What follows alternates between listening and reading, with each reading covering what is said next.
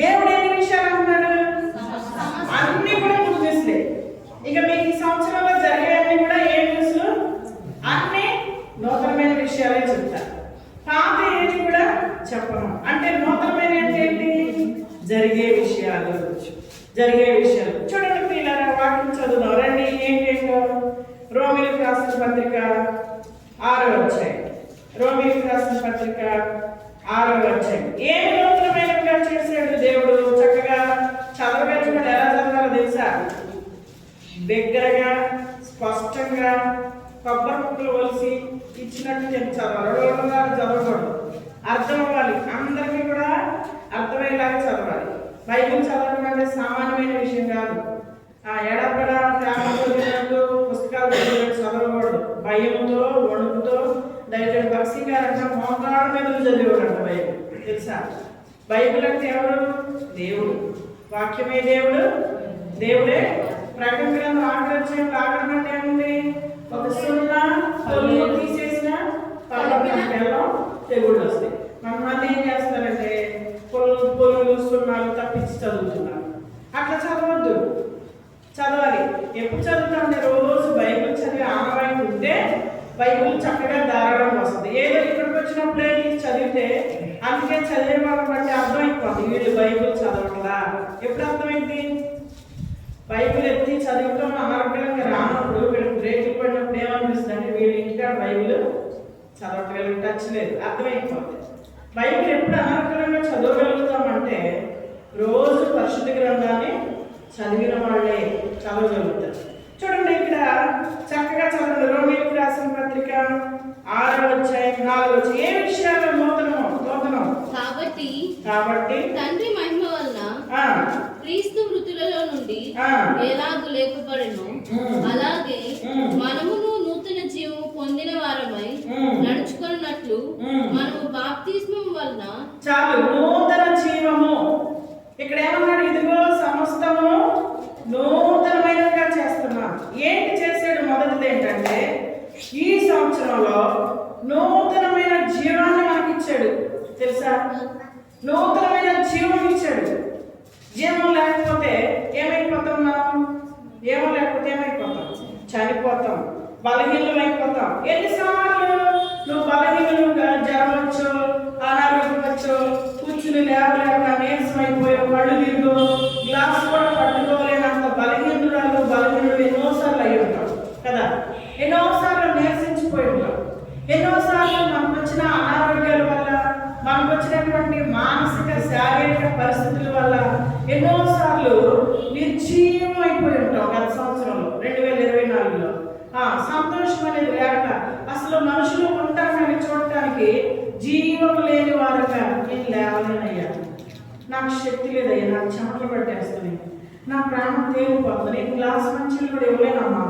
అలాంటి తరుణాలు ఎన్ని జరిగినాయా లేదా? 2024లో ఎన్నిసార్లు జీవాన్ని కోల్పోతామేమో, ఇక ఈ పరిస్థితిలో నేను చనిపోతానేమో, ఇలాంటి పరిస్థితి నా ప్రాణం పోతేమో, నాకేమన్నా అయిద్దేమో. ఒకసారి వినరాని విషయాలు విన్నప్పుడు, ఏదైనా షాకింగ్ న్యూస్ విన్నప్పుడు, ఏదన్నా షాకింగ్ ఏదైనా జరిగినప్పుడు, అమ్మ నాకేమన్నా అయిద్దేమో, నేను జీవంతో ఉంటానో లేదో, ఇలాంటి భయము, ఇలాంటి జీవము లేని పరిస్థితులు ఎన్నో జరిగాయి. గతం జరిగినా లేదా? కానీ దేవుడు వాటిని మనల్ని అప్పగించలా. ఈరోజు అట్టి తరుణాన్ని కొట్టివేసి నీకు నాకు నూతన జీవం ఇచ్చాడు. నమ్ముతావా? నూతన శక్తిని ఇచ్చాడు. గత సంవత్సరంలో మందిరానికి రాలేకపోయేవేమో, నేర్చించిపోయేవేమో, అలసిపోయేవేమో, సోలిపోయేవేమో, ప్రాణాపాయకరమైన పరిస్థితులు వచ్చినాయేమో, భయపడిపోయేవేమో, ఆందోళన గురైపోయేవేమో, నిస్సహాయం అయిపోయేవేమో, బ్రతుకుతామన్న ఆశ లేదేమో. కానీ వాటికి అప్పగించాల దేవుడు. అనాయుష్ పొడిగించి మన మీద జాలిపడి ఈరోజు మనకి ఏమి ఇచ్చాడు? నూతన సంవత్సరంతో పాటు ఏమి ఇచ్చాడు? మనకి నూతనమైన జీవం ఇచ్చాడు, నూతన జీవితం ఇచ్చాడు. చూడండి, నిన్నగాక మొన్న 3 రోజులు అవుతుంది.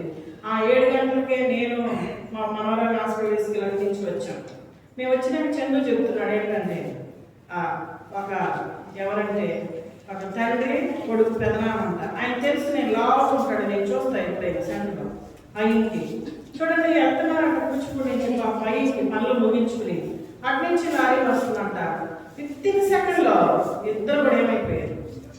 ఎక్కడిక్కడే శివరావు గారు కోడపడాలి పక్కన పెద్దపూడు. 15 సెకండ్లో ఇటు వెళ్తారని లారీ వస్తుందంట. 8 గంటలకి లారీ పడి ఇద్దరు స్పాట్ అంట. ఆ విషయాన్ని కనుక ప్రభా నువ్వు ఇచ్చిన ఈ ఊపిరిగా నీకు వందనాలు, నువ్వు ఇచ్చిన ఈ జీవానికై నీకు. ఎంతో మంది 2025లో నేను ఇది చేయాలి, వచ్చే సంవత్సరం అది చేయాలి అని ఎంతమంది ప్లాన్ వేసుకుని ఎన్ని రకాలుగా ఆలోచన చేస్తుంటారు. 10 సంవత్సరానికి బట్టలు కొనుక్కుని ఉంటారు, 10 సంవత్సరానికి వస్తువులు కొనుక్కుని ఉంటారు. నేను వచ్చే సంవత్సరం వేసుకుంటా ఈ బట్టలు, ఈ బంగారం ధరించుకుంటా, ఈ చీర కట్టుకుంటా నేను వచ్చే సంవత్సరంలో.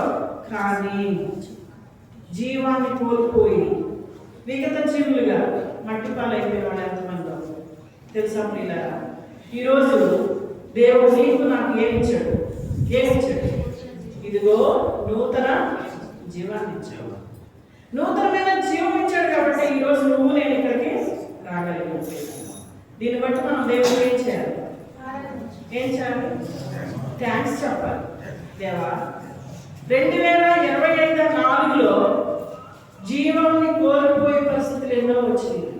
బ్రతుకుతానన్న ఆశ కూడా లేదు, కానీ నన్ను అలాగే జీవస్థితిలో ఉంచలా. ఈ రోజు నా ఆయుష్ పొడిగించి నూతన సంవత్సరంతో పాటు నూతనమైన జీవాన్ని నాకు ఇచ్చావు. దీన్ని బట్టి నీకు ఏం చేయాలి? వందనాలు. దేవుడు మన నుంచి ఏం అడగట్లా. ఆయన ఒకటే హృదయమారా నీకు వందనాలు, థ్యాంక్స్ అయ్యా అంటే చాలా అయింది, కడుపు నిండిపోద్దాయి. థ్యాంక్స్ ఒకటే కోరుకుంటున్నాడు. ఈరోజు అందరిలోకి వచ్చిన మనము దేవునికి మొట్టమొదటిగా థ్యాంక్స్ చెప్పాలి. నాకు నూతన జీవం ప్రసాదించావు, నీకు వందనాలయ్యా. రెండవదిగా ఏ విషయంలో చూడండి, యెషయా గ్రంథం 41వ అధ్యాయం 1వ వచనం. యెషయా గ్రంథం 41వ అధ్యాయం 1వ వచనం. దీపులారా నా ఎదుట మౌనముగా నుండుడి, జనములారా నూతన బలము పొందుడి. జనములారా, ఈ మాట చూద్దాం అందరం. జనములారా నూతన బలము పొందుడి. ఇందాక ఏమి ఇచ్చాడు మనకి? నూతన లైఫ్ ఇచ్చాడు, క్రొత్త జీవితం ఇచ్చాడు, క్రొత్త జీవితం ఇచ్చాడు. ఇప్పుడు ఏమిస్తున్నాడు? నూతనమైన బలం ఇచ్చాడు, నూతన బలం ఇచ్చాడు. ఒక రోజైతే నేను ఇక్కడ వాకింగ్ చెప్పే శనివారం నేను ఏదైనా తిన్నాక రాత్రిపూటలు వేసుకుంటా బీపీ బిడ్డ. ఒకసారి కూడా చెప్పాడు, నువ్వు పగలు వేసుకోమాక అక్కడ రాత్రిపూటలు వేసుకున్నాను. ఎందుకని అంటే దానికి అర్థం కూడా చెప్పాడు. నాకు ఆ మాట నాటుకుపోయి నేను నైటే వేసుకుంటున్నాను. సరే, నేను కిందకి వెళ్ళేసరికి పిల్లలు ఏదో తయారు చేస్తారు, కొంచెం తిని ఉపవాసం కదా బీపీ బిడ్డలు కడుపు ఖాళీ కడుపు తీసుకుంటాను. తయారైపోయి ఉంటుందిలే ఏదో ఒకటి అని వెళ్ళేసుకుని వెళ్ళిపోతే గుమ్మలు ఎవరో మాట్లాడుతుంది, మర్చిపోయి మాట్లాడారు. ఇంట్లోకి వెళ్ళేసరికి ప్రాణం తిరిగిపోయి అయిపోతున్నట్టు అయిపోయింది ప్రాణం. అప్పుడు ఏదో తిన్నాను కానీ తినగానే వామిటింగ్ సెన్సేషన్, ప్రాణం పుట్టిపోయి చెమటలు వచ్చేసి చిట్టి నా ప్రాణం పోవడం ఏదో జరుగుతుంది, అయిపోయింది, నిర్జీవం అయిపోయింది. మోషన్ వచ్చేస్తుంది. మోషన్ ఆ టైంలో రాకూడదు. బాత్రూమ్కి వెళ్ళి ఈ పిల్ల బాత్రూమ్ డోర్ కట్ట వచ్చింది. సరే ఏం చేయాలి ఏంటని బీపీ మిషన్ పెట్టి చూస్తే 170. సహజంగా ఏం చేయాలి? బీపీ డౌన్ అవ్వాలి, బీపీ డౌన్ అవ్వాలి. కానీ బీపీ డౌన్ అవ్వాలి, వెళ్ళేసుకున్నానా? అయినా సరే మరి 170 ఉంది. ఏం చేయాలి? నాకు భయం వేసిపోయి అయితే ఇంటిలే అని చెప్పి నేను ఏం చేశానంటే చేయకూడదు, మళ్ళీ బీపీ పెట్టేసేసి 40-80 కాల్ వేసాను. అమ్మ ఎందుకు వేసేవారు? వెంటనే వేసుకుపోయింది. మమ్మీ ఇంకో బిడ్డ వేసేసింది. ఇప్పుడు ఏమైతే నీకేం పరిస్థితి అంటే బీపీ ఉందిగా అందుకే వేసేసాను. అలా వేయకూడదు, డాక్టర్స్ కూడా. ఆ సమయంలో నేను అనుకున్నా ఈ రాత్రి నాకు ఏదో జరిగిపోతే నేను ప్రాణాన్ని కోల్పోతాను. బాత్రూంలోకి వెళ్ళాను. ఆ సమయంలో బాత్రూమ్కి వెళ్ళకూడదు, ప్రార్థన చేసుకున్నాను. ప్రభువా నాకు ఏమి నూతన బలం. నాకైతే ఇప్పుడు భయం వేస్తుంది, చెమటలు వచ్చేస్తుంది. కానీ దేవుడి మహాకృప చేత ఏమీ అవ్వాలి, ఏమీ దేవుడు అవ్వాలి. ఎందుకు అవ్వలేదంటే కేవలం దేవుని మహా అందుకే ఇక్కడ ఏమన్నాడు దేవుడు? నూతన బలము పొందుడి. ఈరోజు నూతనమైన బలాన్ని ఇచ్చాడు కాబట్టి ఇక్కడ నిలబడగలరు. నేనే కాదు, నీవు స్త్రీలను పురుషులు మనం ఎన్నిసార్లు బలహీనలు అయిపోయి కడుపు నిండా ఆహారం తింటూనే మంచి ఫ్రూట్స్, మంచి బలమైన ఆహారం, మంచి మందులు వేసుకుంటానే ఎన్నోసార్లు బలహీనం అయిపోయాడు. గత సంవత్సరంలో ఎన్నోసార్లు ఆత్మీయంగా కూడా బలహీనం అయిపోయి ఉంటాం, శారీరకంగా బలహీనం అయిపోయి ఎన్నిసార్లు మరణ పంచులోకి వెళ్ళాము.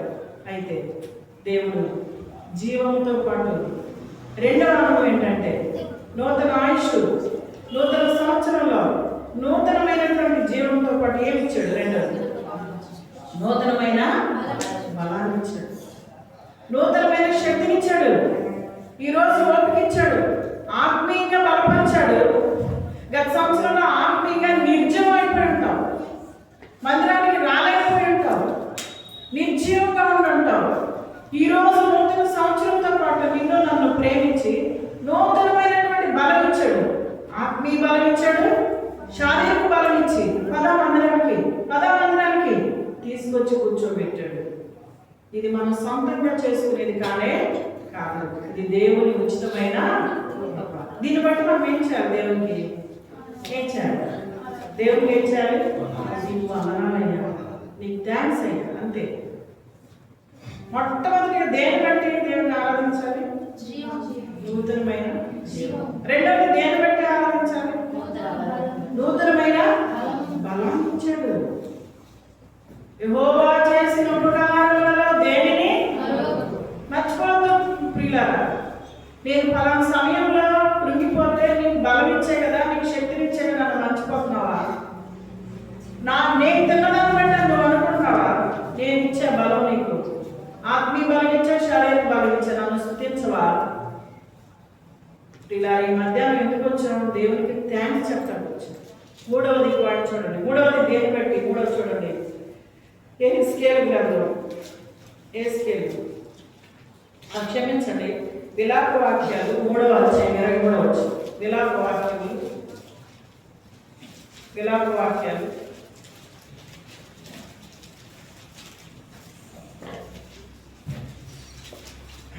విలాప వాక్యాలు 3వ అధ్యాయం 23వ వచనం చదువుతున్నాను.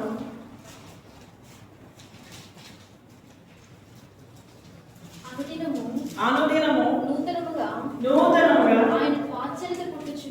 ఆయనకు వాత్సల్యత పుట్టుచున్నది. చదువు. నీవు ఎంతైనా నమ్మదగిన దేవుడు. సరే, ఇంకొక వాక్యం కూడా చదవండి. హబక్కూకు రాసిన పత్రిక. వాత్సల్యత అంటే ఏంటి? అది క్లియర్గా మనకు అర్థం అవ్వాలి కదా. 2వ అధ్యాయం హబక్కూకు పేజ్ నెంబర్ 771 పేజీ.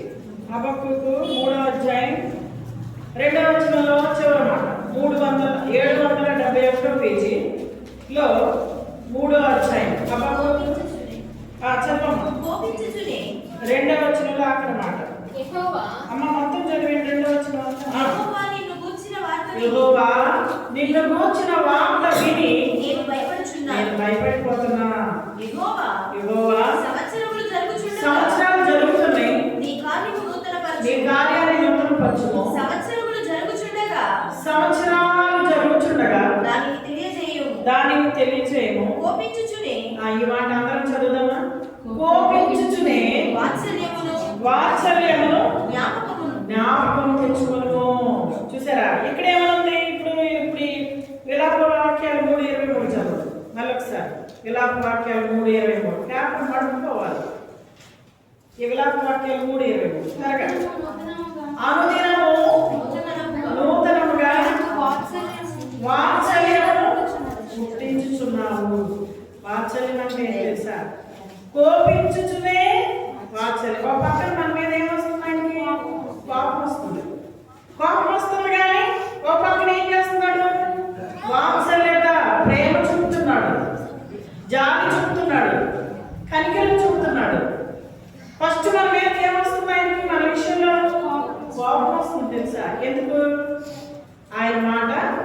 వినట్లా, ఆయన చెప్పి చేయట్లా. ఇప్పుడు మన పిల్లలు ఉన్నారు, మన మాట వినకపోతే ఊరికే కోపం వచ్చేస్తుంది. ఒకసారి చెప్తాం వినలేదు, 2 సార్లు చెప్తాం వినలా, 3వ సారి ఏం చేస్తాం?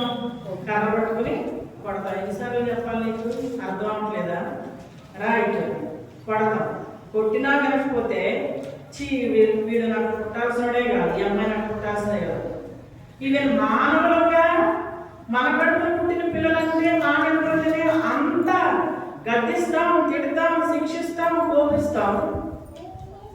దేవాది దేవుడు, తల్లి గర్భంలో పెండంగా రూపించిన దేవుడు, నిర్మించిన దేవుడు, పోషించే దేవుడు, పెంచే దేవుడు, కాపాడే దేవుడు, నూతన జీవాన్నిచ్చే దేవుడు, నూతన బలాన్నిచ్చే దేవుడు, ఆయుష్ పొడిగించే దేవుడు. ఎంత కోపం వస్తుంది ఆయన మాట వినకపోతే? కోపం వస్తుందా కదా? మన పిల్లలు మన మాట వినాలని మనం ఎంత ఆశపడతామో, దేవుడు కూడా ఎలా ఉంటుంది? ఆయన మాట వినాలి. ఈ గత సంవత్సరంలో ఎన్నిసార్లు మన మీద ఆయన కోపం వచ్చిందో. కోపం వచ్చింది కానీ మనం కొట్టినట్టు మనల్ని ఆయన కొట్టాడా? కొట్టలా. కోపం వస్తుంది కానీ అణుచుకుంటున్నాడు ఆయన. ఆయన కోపం ఎంతసేపు ఉంటుంది? క్షణమాత్రం. ఆయన ప్రేమ ఆయుష్కాలం. ఆయన కొంచెం కని పెద్దలు చేస్తే ఈరోజు నువ్వు నేను ఇక్కడ ఉండేవాడు కాదు. కోపం వస్తుంది కానీ అణుచుకున్నాడు. నా బిడ్డ ఇంకా మారుతుంది, ఇంకా మారతాడు, ఇంకా తెలుసుకుంటాడు. ఎన్ని కీడులు తప్పిస్తున్నా, ఎన్ని శోధనలు తప్పిస్తున్నా, ఎన్ని మరణాలు తప్పిస్తున్నా, ఎన్ని రోగాలు తప్పిస్తున్నా, ఎన్ని అపాయాలు తప్పిస్తున్నా, గ్రహింపు లేని స్థితిలో, అవగాహన లేని స్థితిలో, మందమైన స్థితిలో నా బిడ్డ ఎంతకాలం జీవించేది. సరే చూద్దాం. ఈ సంవత్సరం మీద అయిపోయింది, కోపం వస్తుంది, అణుచుకుంటారు. నూతన సంవత్సరంలో తీసుకెళ్తారు. నూతన సంవత్సరంలో ఆయన ఇలాగే ఉంటావా? మార్చుకుంటావా? మార్పు అనేది తెచ్చుకుంటావా? నా మాట గత సంవత్సరంలో వెళ్ళా, త్రోసివేసావు, తృణీకరించావు, నీ ఇష్టం వచ్చినట్టు నడిచావు. అయిపోయిందని క్షమించా, వాత్సల్యత చూపించా, ప్రేమించా, కోపాన్ని అంచుకున్నా. మరొక సంవత్సరంలో తీసుకొచ్చా. ఇప్పుడైనా నేను చెప్పినట్టు నడుస్తావా? ఇప్పుడైనా నాకు లోబడతావా? ఇప్పుడైనా నా మాట వింటావా? కోపించుచునే ఏం చూపిస్తున్నా? అనుదినము నూతనంగా మన ఎడల ఏం చూపించాడు? ప్రియులారా, దేవుని సహనాన్ని శోధించకూడదు. దేవుని సహనాన్ని చులకనగా తీసుకోకూడదు. మనం అనుకుంటాం మనల్ని ఎవరు చూడలేదండి. దేవుని కళ్ళు లోకం అంతా చూస్తుంది. దేవుని కోపం వచ్చేదాకా చేయకూడదు. మన పిల్లలకు కోపం వస్తే ఎంత ఎలా అవుతామో అంతకంటే కోపం వస్తుంది. కాబట్టి గత సంవత్సరం ఎన్నిసార్లు మందిరం మానేశాం, ఎన్నిసార్లు దేవుడిగా గుర్తించలేదు, ఎన్నిసార్లు బైబిల్ చదవడం మానేశాం, ఎన్నిసార్లు ప్రార్థన చేయడం మానేశాం, ఎన్నిసార్లు ఆరాధన చేయడం మానేశాం, ఎన్నిసార్లు దేవుడి మందిరంలో పరిచర్య చేయకుండా మానేశాం. ఒకవేళ పొరపాటు ఉంటే క్షమాపణలు సరి చేసుకో. ప్రభువా, నన్ను కీడులకు అప్పగించగా నాకు జీవాన్ని ఇచ్చావు, నన్ను బలహీనతలు కాకుండా బలవంతుడిగా చేశావు. నూతన సంవత్సరంలో నాకు ఇచ్చావు నా ఇష్టపడి. ఈ సంవత్సరంలో ఒక నూతనమైన తీర్మానంతో నేను ముందుకెళ్తా. నూతనమైన వాత్సల్యాన్ని, నూతన బలాన్ని నేను పొందుకుంటాను. తీర్మానం చేసుకుని అనుదినము నూతనంగా మన ఎడల ఆయన చూపిస్తున్న ప్రేమను కాపాడుకుందాం. మన మీద ఉన్న ప్రేమను కాపాడుకుందాం. ఆయన దృష్టిలో మనం ఉంటాం. ఆయన అసహించుకునేంత పరిస్థితి మనం తెచ్చుకోవద్దు ఎన్నిసార్లు. కాబట్టి ఈరోజు ప్రభువా, గత సంవత్సరంలో ఎన్నిసార్లు నేను బాధ పెట్టాను, అయినా సరే కోపాన్ని నడుచుకున్నావు, వాత్సల్యత చూపించావు. దీన్ని బట్టి నీకేం చెప్పాలి?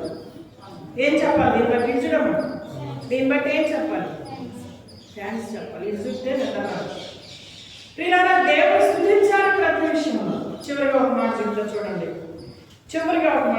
చూడండి. ఇర్మియా గ్రంథం 31 అధ్యాయం 22 వచనం. ఇర్మియా గ్రంథం యెషయా గ్రంథం పట్ల 31వ అధ్యాయం 22వ వచనం చదువు. 31 అమ్మా 31 లేదా? నీవు ఎన్నాళ్ళు ఇటు అటు తిరుగులాడుదువు, విశ్వాసఘాతకురాలా, యెహోవా నీ దేశములో నూతనమైన కార్యము జరిగించుచున్నాడు. చాలు. యెహోవా ఏం చేస్తానన్నాడు? గట్టిగా చెప్పాలి. నీ దేశంలో నూతనమైన కార్యము ఏం చేస్తానన్నాడు? ఏ కార్యాలు? నూతనమైన నూతనమైన కార్యాలు. ఫస్ట్ ఏం చేశాడు? నూతన జీవితం. హెచ్చరిస్తున్నాడు. ఎన్నాళ్ళు అటు ఇటు తిరుగుతావు? విశ్వాస ఘాతకురాలు. ఎవరినంటాం అన్నమాట? ఎవరినంటాం అన్నమాట? ఎవరైనా మనకు మేలు చేసినప్పుడు మన వాళ్ళని మర్చిపోతే వాళ్ళు ఏమంటాం? మనం సహజంగా లోపం వీళ్ళు విశ్వాస ఘాతకులు, వీళ్ళకి విశ్వాసమే లేదు. సామాన్య మానవులమే అలా బయటపడి అంటాం. వాడు మొహం చూడకూడదు, వాడికి ఎంత మేలు చేశారు, వాళ్ళకి అసలు కృతజ్ఞతలే. విశ్వాస ఘాతకులు. దేవుడు అంటున్నాడు ఈ మాట మానవులు కాదు. ఈరోజు దేవుడు ఏమన్నాడు? వారు విశ్వాస. ఎన్ని మేలు చేశాడు దేవుడు నీ జీవితంలో, నా జీవితంలో ఎన్ని మేలు చేశాడు. ఒకసారి వెనక్కి తిరిగి ఆలోచించుకుందాం.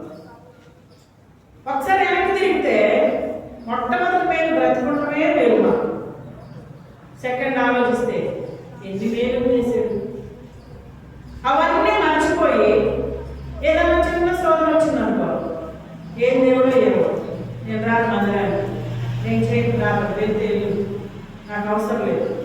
అప్పుడు దేవుడు ఏమంటాడు? విశ్వాస ఘాతకురాలా, విశ్వాస ఘాతకురాలా. ఎన్ని చేసేనే అన్ని మర్చిపోయావు.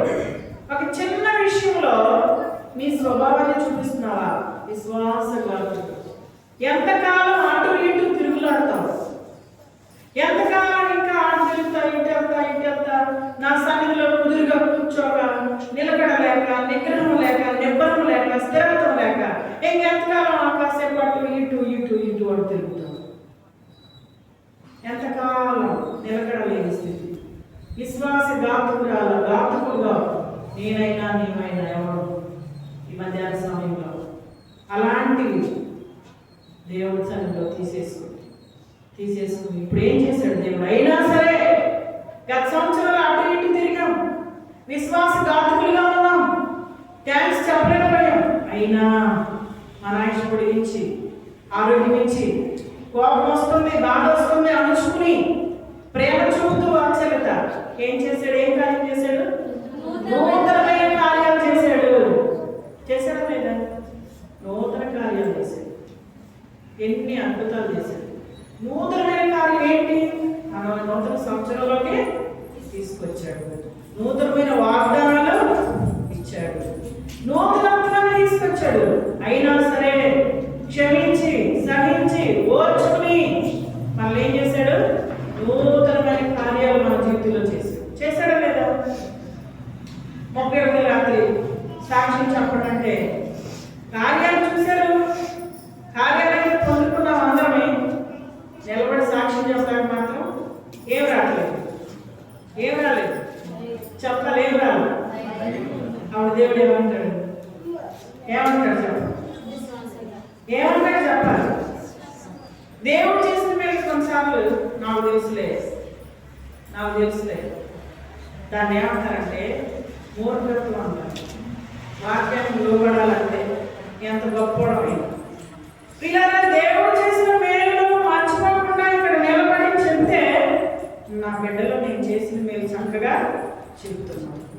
ఇంకా మేలు, చాలా మేలు నేను చేస్తాను. ఆయన సంతోషం కలుగుతుంది, ఆనందం కలుగుతుంది. ఇంకా మన జీవితంలో నూతనమైన కార్యాలు బోల్డెన్ ఉన్నాయి, స్టాక్ అయిపోయింది. బోల్డెన్ దేవుడు మన కొరకు దాచిపెట్టాడు. చాలా కార్యాలు ఉన్నాయి, చాలా మేలు ఉన్నాయి, చాలా ఆశీర్వాదాలు ఉన్నాయి. అవన్నీ కూడా మన మీదకి వర్షంలాగా కురిపిస్తాడు. నూతనమైన కార్యం. పిల్లలు ఇప్పుడు ఎన్ని చూసుకున్నాం? దేవుడు మనకు నూతన సంవత్సరం ఏమి ఇచ్చాడు? నూతనమైన జీవాన్ని ఇచ్చాడు. రెండోది ఏమి ఇచ్చాడు? నూతన బలం ఇచ్చాడు. మూడోది నూతనమైన ఆశ్చర్యత చూపిస్తూ వచ్చాడు. నాలుగోది నూతన కార్యాలు జరిగించాడు. కాబట్టి యెహోవా చేసిన ఉపకారములలో దేనిని మర్చిపోదు. నా ప్రాణమా యెహోవాను 116 అన్న దావీదు ఆయన రక్షణ పాత్ర చేతిలో పట్టుకుని యెహోవా నామమున ఆరాధన చేస్తారు. సమాజంలో ఆయన్ని గణపరుస్తారు. దేవుడి మాటలు దీవించును గాక. ఆమేన్. ఆరాధన చేద్దాం. దయచేసి అందరూ దేవుడికి వందనాలు చెప్పుకున్నప్పుడు తర్వాత రెండు ముక్కలు వాక్యం అంతా ఎత్తద్దు, ఒక్క మాట ఎత్తి ఆరాధన చేయండి. ఆరాధన చేస్తే ఆశీర్వాదాలు